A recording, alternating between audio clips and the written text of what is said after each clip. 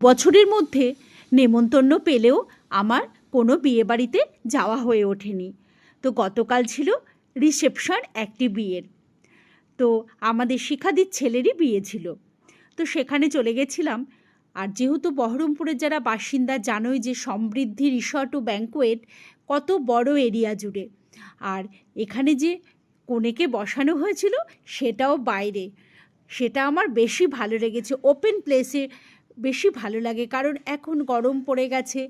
আর এরকম ওপেন জায়গাতে যদি স্টেজ করে বসানো হয় সত্যি খুব সুন্দর। খোলামেলা চারিদিকে পরিবেশে কোনো গ্যাঞ্জাম হয় না। খুব ভালো লাগলো কালকে। খুব আনন্দ হলো, মজা হলো। যেটুকু সময় ছিলাম সেটুকু সময় খুব আনন্দ করেছি। খুব ভালো থাক তোরা রিজু, তোরা দুজনে খুব ভালো থাক, সুখে থাক, আনন্দে থাক।